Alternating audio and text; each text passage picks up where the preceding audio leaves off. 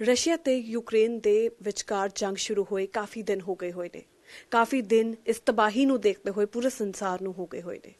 जेकर भारत दे विद्यार्थियों की गल करिए तो यूक्रेन विच भारत दे कई सारे विद्यार्थी वसते ने। वो विद्यार्थी जो कि डॉक्टर बनन दा सुपना लैके यूक्रेन जाते ने, पर वॉर शुरू हो जाती है ਅਤੇ ਆਪਣੇ ਹੀ ਘਰ ਆਉਣ ਵਾਸਤੇ ਉਹਨਾਂ ਨੂੰ ਦਰ-ਦਰ ਦੀਆਂ ਠੋਕਰਾਂ ਖਾਣੀਆਂ ਪੈਂਦੀਆਂ ਨੇ।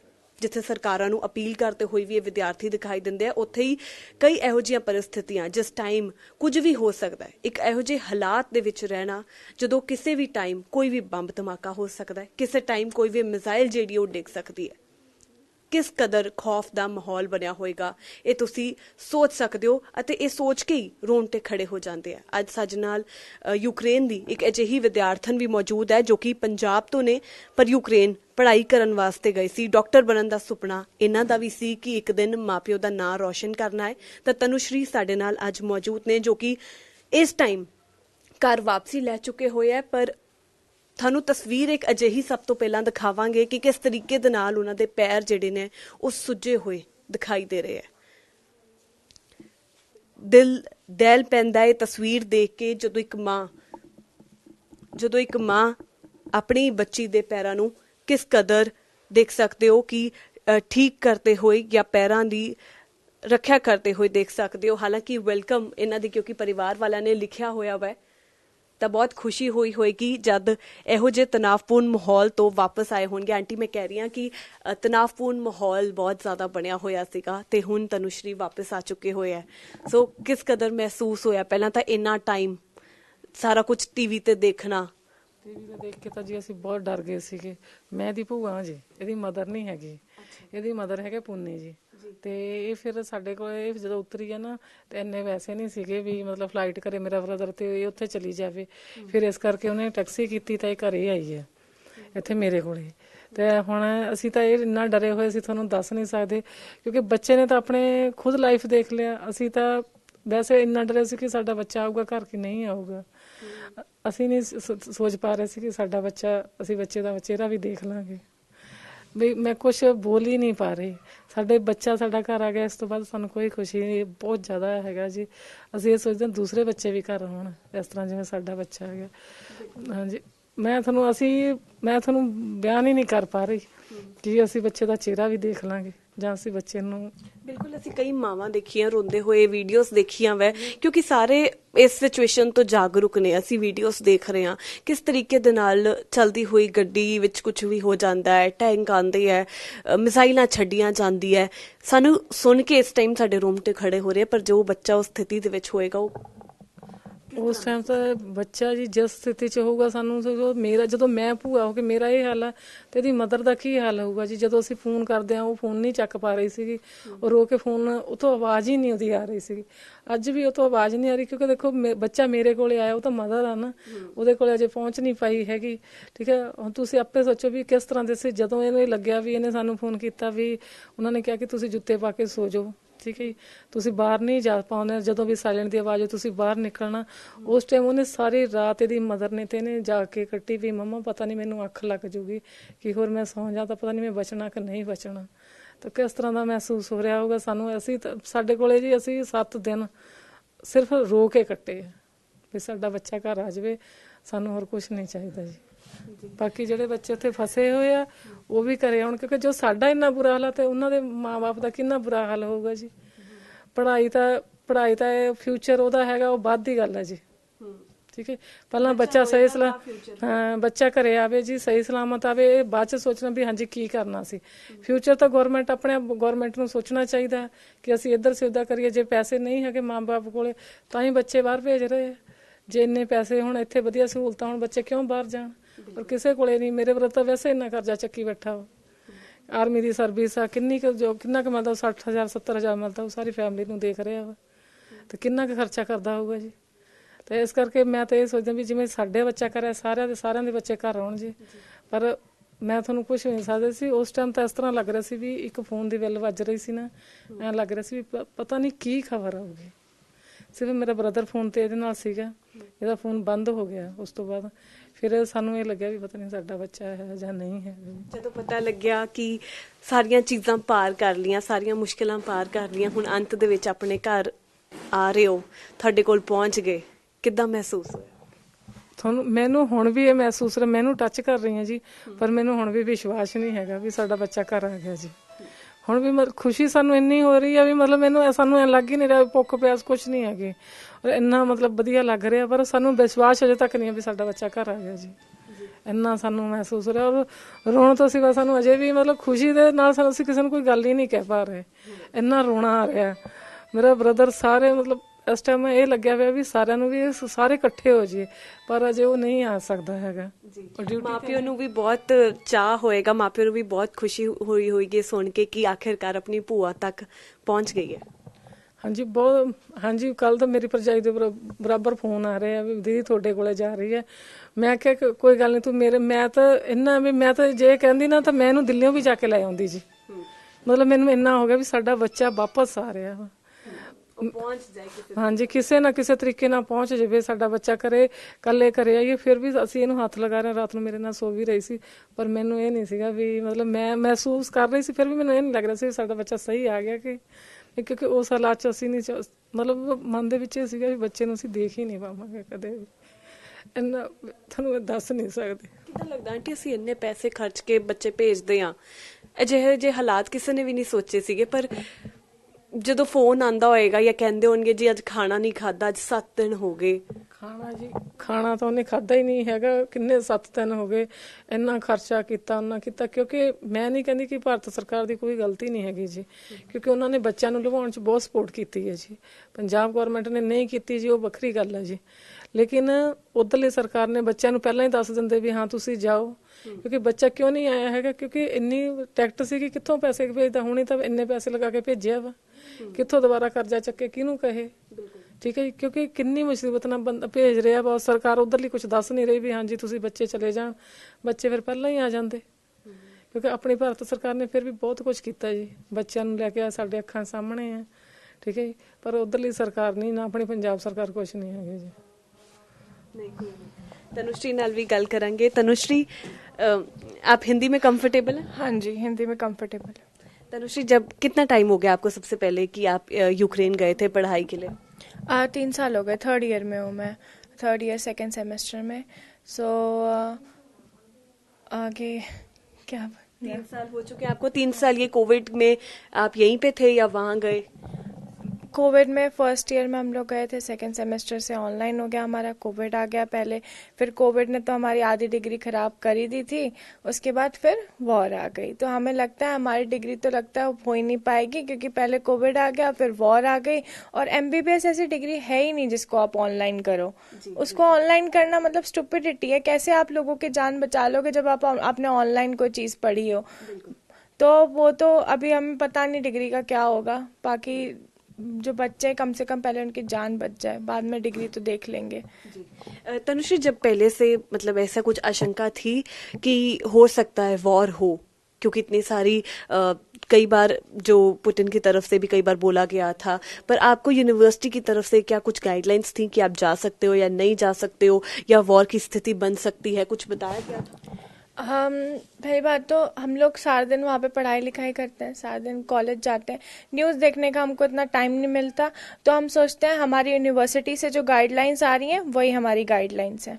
तो यूनिवर्सिटी से बच्चों ने प्रोटेस्ट किया बहुत ज़्यादा। माँ बाप यहाँ पे न्यूज़ में मीडिया में दिखाते रहते थे कि वॉर होने वाली है, वॉर होने वाली है। हमें तो लगता था नहीं होगी, क्योंकि हमारे यहाँ पे सब कुछ बहुत नॉर्मल था, कुछ वो नहीं था, सब कुछ नॉर्मली वहाँ वर्क कर रहा था। तो हमें लग रहा था ये लोग तो ऐसे ही बोल रहे हैं, कोई वॉर नहीं होगी। तो फिर बच्चों ने प्रोटेस्ट किया तब यूनिवर्सिटी ने बोला वहाँ पे ना अगर आप मिस करते हो क्लास तो आप उसको पेमेंट करके वापस आपको वो क्लास करनी पड़ती है, क्योंकि वहाँ पे 100% अटेंडेंस होती है। तो उन्होंने बोल दिया कि कोई बात नहीं, जो बच्चे चले जाएंगे इंडिया उनको पैसे नहीं पे करने पड़ेंगे। पर अभी इंडिया आने के लिए जो एयर इंडिया की फ़्लाइट्स भेजी इंडिया ने, वो उसकी रेट्स इतने ज़्यादा हाई थे कि अफोर्डेबल ही नहीं थे। 75,000 की वो फ़्लाइट थी। नॉर्मल डे कितनी नॉर्मली जो मतलब दूसरी एयरलाइंस हैं, एयर अस्ताना ले लो या फिर कतर ले लो, उनकी फ़्लाइट्स 30,000 40,000 ऐसी थी। बट हमारी एयर इंडिया की जो इवैक्यूएशन फ़्लाइट नाम है उसका, इवैक्यूएशन फ़्लाइट 1 लाख की कैसे हो सकती है, 70,000 की कैसे हो सकती है इवैक्यूएशन फ़्लाइट? वो तो सस्ती होनी चाहिए ना।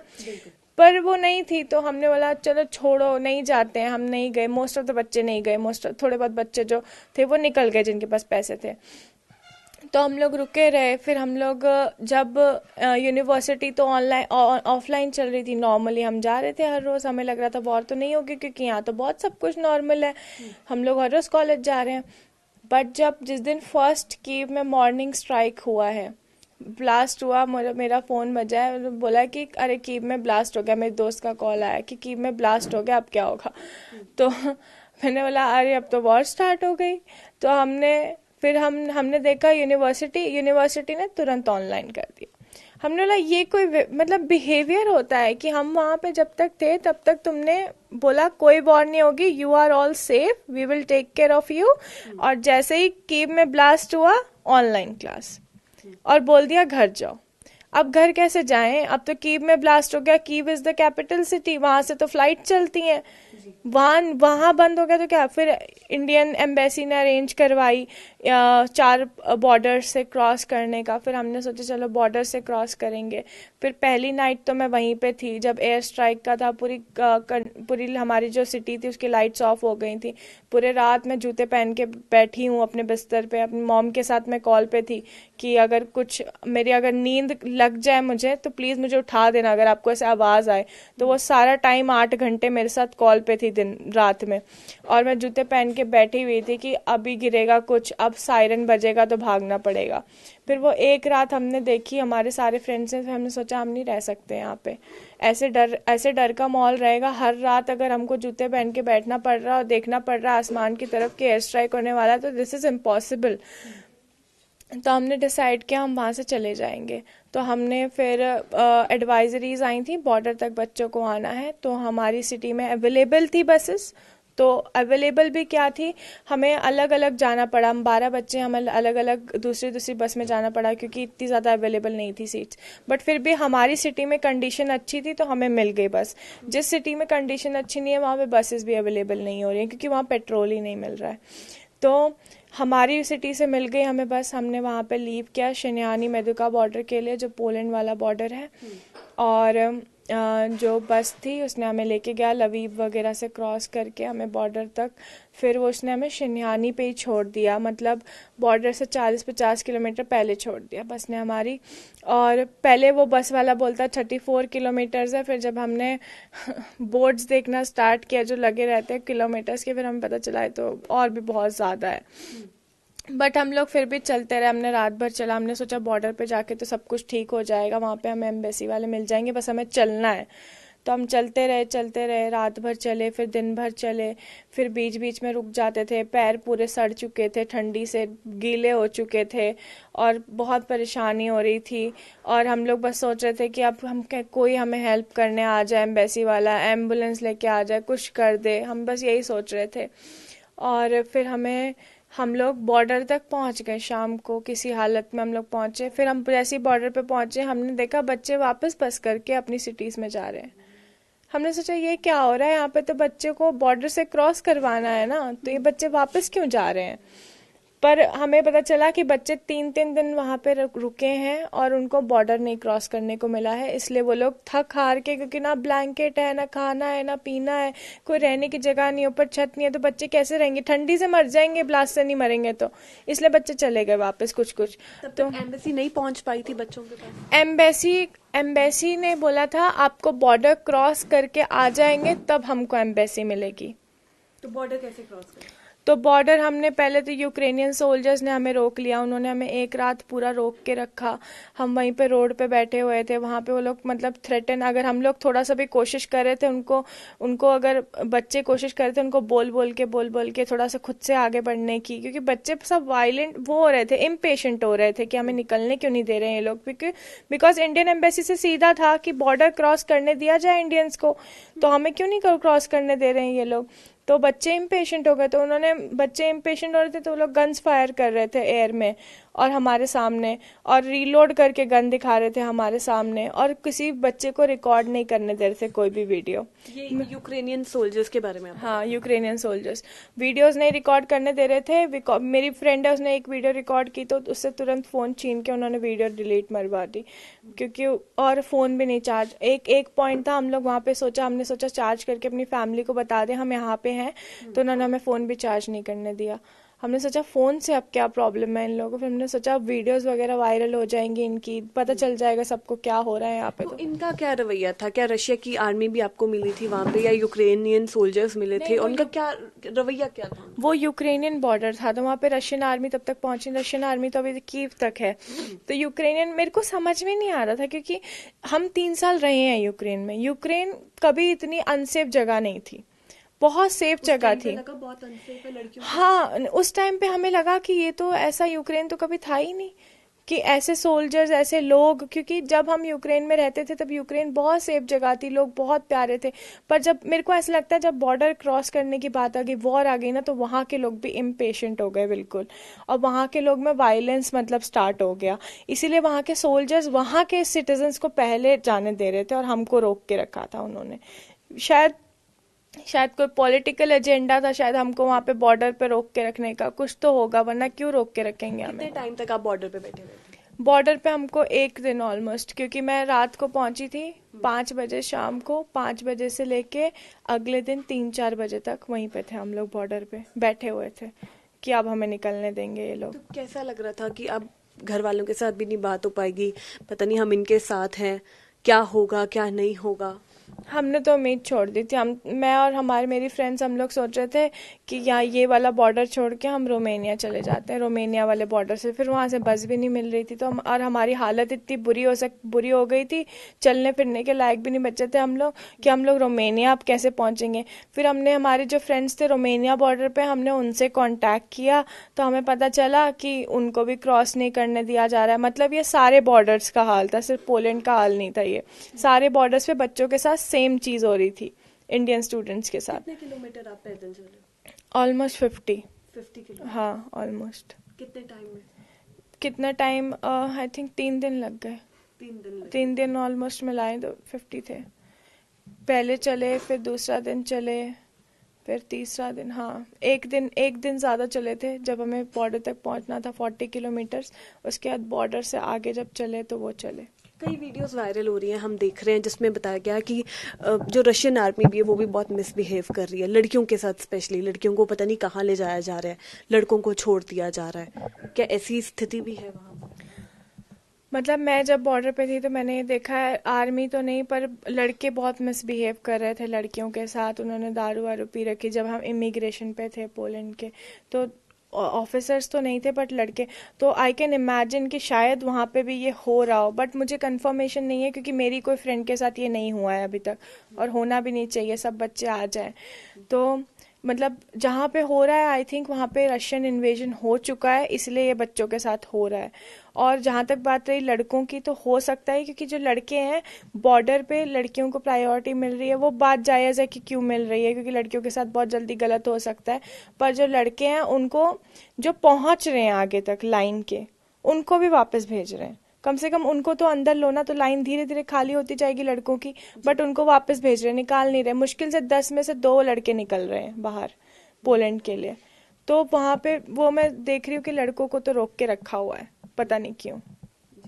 तो कैसा ये जो 7 दिन, आपकी बुआ ने भी हमें बताया कि 7 दिन ऐसे थे, खाना खाने को मिला, फूड, शेल्टर क्या नहीं मिला, कैसी सिचुएशन थी? और हम अगर आसमान की तरफ हम तारे देखते हैं, पर उसी आसमान की तरफ आपने देखा होगा कि कभी कोई मिसाइल, कभी कोई एयरक्राफ्ट, कभी कुछ हो रहा है, कभी कुछ हो रहा है।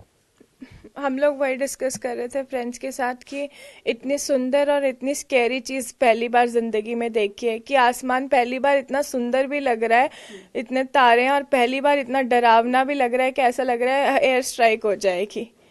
तो पहली बार ज़िंदगी में ऐसी चीज़ फील की कि कोई एक चीज़ बहुत सुंदर भी लग सकती है एक टाइम पर, बहुत ज़्यादा खौफ भी आ सकता है उस चीज़ से। खाना मिल रहा था?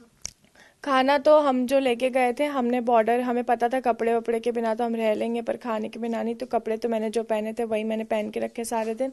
बाकी खाना हमने लिया था अपने साथ, तो खाना हम थोड़ा थोड़ा खा रहे थे क्योंकि हमें पता था कि दुकानें कोई होंगी नहीं, कुछ मिलेगा नहीं हमें, तो हम लोग सब शेयर करके थोड़ा थोड़ा थोड़ा थोड़ा खा रहे थे, ताकि इतना ही बस खाएं कि बस वॉक कर पाएँ। पूरा पेट भर के नहीं खा रहे थे हम लोग। और पानी भी हम ऐसे ही लेके आए थे हिसाब से, एक एक बॉटल सब लोग अपनी लाए थे, और ऐसे ही पी रहे थे कि बस गला गीला होना चाहिए, चक्कर नहीं आने चाहिए, पर मतलब ऐसे भर के पानी नहीं पीना है। तो वो हम पी पी के फिर दूसरे दिन तक तो हमारा खाना ख़त्म हो चुका था, तो हम फिर वो दिन बिना खाने के रहे हैं। तो कैसा लगा कि उस टाइम पे प्रे ज़रूर किया होगा, माँ बाप को याद किया होगा कि काश ये टाइम ना आता, ये मोमेंट ना आती, हम इस टाइम अपने घर होते, पर फाइनली जब इंडियन एम्बेसी के साथ आप इन टच आए तो वो मोमेंट कैसा था आपका? हाँ, पहले तो हमें हिम्मत, बहुत बहुत हिम्मत से हम लोग पहुँचे वहाँ पे, बहुत ज़्यादा। मैंने और मेरे दोस्त, हमने तो ऑलमोस्ट उम्मीदें बहुत बार छोड़ दी, हमें लगा हम तो नहीं पहुँच सकते, पर जब हम इंडियन एम्बेसी के पास पहुँचे तब हमें लगा थैंक गॉड अब हम सेफ हो चुके हैं। उन्होंने हमें बस में बिठाया, लिटरली बस में हम लोग बैठे थे और हमने एक भैया से पूछा कितना डिस्टेंस है, उन्होंने बोला कुछ 70 किलोमीटर्स दूर है। तो हम ये दिमाग में सोच रहे थे कि 70 किलोमीटर चल के जाने में कितना टाइम लगेगा, क्योंकि हमारे दिमाग में ये फिट हो चुका था कि सब जगह हमको चल के ही जाना है, और हम लोग बस में बैठे तब हमने सोचा बस में जाना है। तो इंडियन एम्बेसी के पास बैठने के बाद फिर इंडियन एम्बेसी ने तो बहुत ख्याल रखा, क्योंकि मुझे वहाँ पे जाते ही बुखार चढ़ गया था, तो वहाँ पे उन्होंने डॉक्टर्स वगैरह, मेडिसिन, हर चीज़ अवेलेबल करवा दी थी उस पॉइंट पे। और हम लोग वहाँ पे गए तो हमें ब्लैंकेट, सोने के लिए तकिया, सब कुछ दिया था, होटल दिया था, वो अच्छा होटल था, और खाने में कोई कमी नहीं थी। इवन बच्चों को जिनको टूथब्रश चाहिए था, टूथपेस्ट चाहिए था, जो भी चाहिए हो, उन्होंने बोल दिया था जो भी बच्चों को चाहिए हो वो सब कुछ वो अवेलेबल करवाएंगे। वहाँ पे हेड थे अमित लाद सर एम्बेसी के, उन्होंने बहुत ख्याल रखा बच्चों का। उन्होंने बोला था जिस बच्चे को जो चीज़ की ज़रूरत है वो बस आके बताएं, वो लिख के खुद खरीदवा के लेके आ जाएंगे। तो वहाँ पे हमें मतलब उन्होंने सब कुछ, फेस वॉश, क्रीम, जो चाहिए बच्चों को सब कुछ दिलवाया उन्होंने बच्चों को वहाँ पे। जब आप दिल्ली तक आए तो क्या वो फ्री फेयर था, और दिल्ली के आगे आप घर कैसे आए? जब हम दिल्ली तक आए थे वो तो फ्री फेयर था, इवैक्यूएशन फ्लाइट थी इंडिगो की। हम उसमें आए, स्मृति ईरानी जी आए थे जो उनकी कल वीडियो वही वाली उसी फ्लाइट में, हाँ उसी फ्लाइट में आई हूँ मैं। उन्होंने हमारा वेलकम किया था, और फिर उन्होंने हमें हेल्प डेस्क तक बोला कि हेल्प डेस्क तक जाना है आपको, वहाँ से आपकी गवर्नमेंट्स आपको ले जाएंगी घर। तो मैं मतलब मेरी फ्रेंड्स थी, उनकी गवर्नमेंट्स तो उनको घर तक छोड़ के आ गई। तो मैंने तो अपनी गवर्नमेंट से पूछा था, पंजाब गवर्नमेंट से, तो कौन आया था पंजाब गवर्नमेंट से? कोई होगा उनका रिप्रेजेंटेटिव। तो मैंने उनसे पूछा कि, तो उन्होंने बोला या तो पंजाब रोडवेज़ या फिर कोई टैक्सी, या फिर ऐसे ही वो बोल रहे थे कुछ करवा देते हैं लुधियाना तक के लिए, या फिर, तो मैंने बोला कि पैसे आप पे कर दोगे? तो उन्होंने बोला कि नहीं वो तो आप करोगे। तो मैंने बोला ये तो इवैक्यूएशन है ना, ये तो फ्री में है, फ्री ऑफ फेयर है, सारी गवर्नमेंट्स ले जा रही हैं अपने बच्चों को फ्री ऑफ फेयर घर तक छोड़ रही हैं, तो मुझे क्यों? तो उन्होंने बोला नहीं आपको पे करना पड़ेगा। तो मैंने फिर बोला रहने दो, मैं खुद ही टैक्सी बुक कर लूँगी अपनी। तो मैं अपनी टैक्सी खुद बुक करके आ गई। जी, इस टाइम भी कैसा लग रहा है कि अब आप घर आकर अपनी बुआ के पास बैठे हो, मम्मा पापा के साथ इन टच में हो, पर अभी भी टीवी स्क्रीन जब हम ऑन कर रहे हैं तो यूक्रेन की वही तस्वीरें आ रही हैं, कुछ एक बच्चे की मौत भी बताई गई, तो ये सब चीज़ें अब कैसा फील हो रहा है उस चीज़ से बाहर निकल कर? मेरे को तो फील ही नहीं हो रहा मैं बाहर निकली हूँ अभी तक मुझे, क्योंकि पता है हम इतने सारे बच्चे साथ में चल के आए हैं ना, तो ऐसा लग रहा है कि हर बच्चा जब तक आ नहीं जाएगा ना तब तक ऐसा लग रहा है कि हमें ऐसा फील नहीं होगा कि हम लोग सब इवैक्यूएट हो गए हैं। क्योंकि मेरे अभी फ्रेंड्स हैं जो रोमेनिया में हैं और सोल्विकिया में है, तो ऐसा लग रहा है कि जब तक सब नहीं निकल जाएंगे तब तक ऐसे कंफर्ट नहीं मिलने वाला है। और इसीलिए मैं सुबह से बस कोशिश कर रही हूँ कि हमारी जो स्टोरी है वो पहुँच जाए, और एम्बेसी बॉर्डर के आगे भी जाए और बच्चों को जो बाकी जो जहाँ पे रशिया का इन्वेजन हो चुका है वहाँ से जाके स्टूडेंट्स को निकाल के लाए, जो बंकर और मेट्रो स्टेशन में फंसे हुए हैं, जिनको बस नहीं मिलने वाली है और ना चल के वो इतनी दूर आ भी नहीं सकते। हाँ, तो वो नहीं आ पाएंगे यहाँ तक, तो उनको लाना ही पड़ेगा। तो उसके लिए एक्शन कुछ लिया जाए, इसलिए मैं सोच रही हूँ कि कुछ स्टोरी पता चलेगी तो शायद वो बच्चे निकल के आ जाएंगे। और जो लड़कों के साथ हो रहा है, जो लड़कियों के साथ बुरा बिहेवियर हो रहा है, वो सब बंद हो जाए काश। और यूक्रेनियन सोल्जर्स अगर हमको रोके ना एक एक दिन वहाँ पे, तो कितना अच्छा होगा हमारे लिए, हम इतना थकेंगे नहीं। वो लोग एक दिन हमें ऐसे ही ठंडी में मार देते हैं वहाँ पे रोक के, पूरा दिन हमें पूरी रात बिठा के रखा उन्होंने। अगर वो लोग छोड़ देते उसी वक्त तो मैं एक दिन पहले पहुंच जाती पोलैंड, पर उन्होंने नहीं किया। तो ये सब अगर हमारी गवर्नमेंट को पता चलेगा तभी तो वो लोग एक्शन लेंगे। तो होपफुली अब वो एक्शन लेंगे और जो बाकी बच्चे बस फंसे हुए हैं वो निकल जाएंगे जल्दी।